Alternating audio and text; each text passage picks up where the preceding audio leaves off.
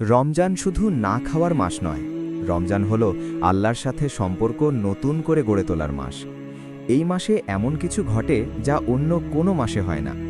অনেক মানুষ নিজের চোখে দেখে যাদের আয় কম তাদেরও রমজানের সংসার চলে যায়, যাদের ঋণ ছিল হালকা হয়ে যায়, যাদের মন ভারী ছিল শান্ত হয়ে যায়। প্রশ্ন একটাই, রমজানে কেন আল্লাহ রিজিক বাড়িয়ে দেন? রিজিক মানে শুধু টাকা নয়, রিজিক মানে শান্তি, সন্তুষ্টি, হালাল উপার্জনে বরকত, পরিবারে ভালোবাসা, এমনকি দুঃখ সহ্য করার শক্তিও। রাসূলুল্লাহ সাল্লাল্লাহু আলাইহি ওয়াসাল্লাম বলেছেন, রমজান এলে জান্নাতের দরজাগুলো খুলে দেওয়া হয়, জাহান্নামের দরজাগুলো বন্ধ করে দেওয়া হয়, আর শয়তানদের শৃঙ্খলিত করা হয়। যখন শয়তান দুর্বল হয়, মানুষের মন নরম হয়, আর নরম মনেই আল্লাহর রহমত নেমে আসে। আল্লাহ তাআলা কুরআনে বলেছেন, তোমরা যদি কৃতজ্ঞ হও তবে আমি অবশ্যই তোমাদেরকে আরও বাড়িয়ে দেব। রমজানে মানুষ কৃতজ্ঞ হয়, এক গ্লাস পানির মূল্য বোঝে, এক মুঠো ভাতের মূল্য বোঝে, আর আল্লাহ কৃতজ্ঞ বান্দাকে কখনো খালি হাতে ফেরান না। সাহাবায়ে কেরাম রমজানকে দেখতেন লাভের মৌসুম হিসেবে। তারা বলতেন, এটা আমলের বাজার, যে বেশি আমল করবে সে বেশি লাভবান হবে। হযরত উসমান রাদিয়াল্লাহু আনহু ছিলেন অত্যন্ত ধনী সাহাবী। রমজান এলে তিনি ব্যবসা কমাতেন কিন্তু দান বাড়াতেন। মানুষ ভাবত এভাবে দিলে সম্পদ কমে যাবে, কিন্তু বাস্তবে তার সম্পদ আরও বাড়ত। রাসূলুল্লাহ সাল্লাল্লাহু আলাইহি ওয়াসাল্লাম বলেছেন, দান করলে সম্পদ কখনো কমে না।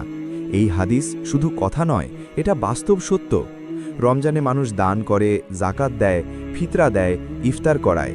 আর রাসূলুল্লাহ সাল্লাল্লাহু আলাইহি ওয়াসাল্লাম বলেছেন, যে ব্যক্তি কোনো রোজাদারকে ইফতার করায় সে রোজাদারের সমপরিমাণ সওয়াব পায়, রোজাদারের সওয়াব কমানো ছাড়াই। একটু পানি, একটা খেজুর, আর আল্লাহ দেন পাহাড় সম নেকি। এই মাসে মানুষ নিজের জন্য নয়, অন্যের জন্য ভাবতে শেখে, আর যে অন্যের জন্য ভাবে আল্লাহ তার জন্য ব্যবস্থা করে দেন। হযরত আব্দুল্লাহ ইবনে উমার রাদিয়াল্লাহু আনহু রমজানে একা খেতেন না, কেউ না থাকলে রোজাই ভাঙতেন না, কারণ তিনি বিশ্বাস করতেন রিজিক ভাগ করলে বাড়ে। আজও বাস্তব জীবনে আমরা দেখি, যে দোকানদার রমজানে কম লাভে বিক্রি করে তার দোকানে ভিড় বাড়ে, যে মালিক কর্মচারীদের ইফতার দেয় তার ব্যবসায় বরকত আসে, যে গোপনে কাউকে সাহায্য করে তার জীবনের জট খুলে যায়। এগুলো কাকতলীয় নয়, এগুলো আল্লাহর প্রতিশ্রুতি। রাসূলুল্লাহ সাল্লাল্লাহু আলাইহি ওয়াসাল্লাম ছিলেন সবচেয়ে দানশীল মানুষ, আর রমজান এলে তিনি হতেন ঝড়ের মতো দানশীল, কারণ তিনি জানতেন এই মাসে আল্লাহ বহুগুণে ফিরিয়ে দেন। রমজানে আল্লাহ শুধু আয় বাড়ান না, আল্লাহ প্রয়োজন কমিয়ে দেন। আগে যেটা ছাড়া চলতো না, রমজানে সেটা ছাড়াও চলতে শেখে মানুষ। এটাই বরকত। অনেকে বলে রমজানে আয় কমে গেছে, কিন্তু ব্যয়ও কি আগের মতো আছে, নাকি আল্লাহ অজান্তেই ব্যয় কমিয়ে দিয়েছেন? সাহাবারা বলতেন, বরকত মানে বেশি পাওয়া নয়, বরকত মানে অল্পে বেশি কাজ হওয়া। রমজানে এক প্লেট খাবার 2 জনের জন্য যথেষ্ট হয়, অল্প ঘুমে ক্লান্তি চলে যায়, অল্প আয়েই সংসার চলে। এটাই আল্লাহর বিশেষ দান। রমজান মানুষকে শেখায় আল্লাহর উপর ভরসা কিভাবে করতে হয়।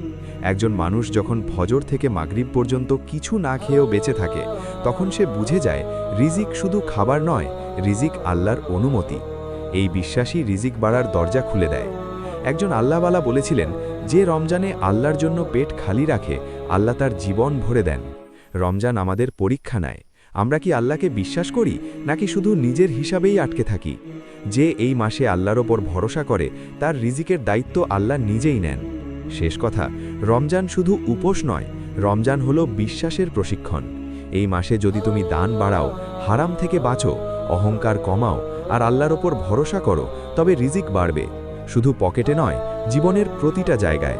কারণ আল্লাহ বলেছেন, যে আল্লাহকে ভয় করে আল্লাহ তার জন্য বের হওয়ার পথ করে দেন, এবং তাকে এমন জায়গা থেকে রিজিক দেন যেখান থেকে সে কল্পনাও করেনি। রমজান সেই পথ খুলে দেয়।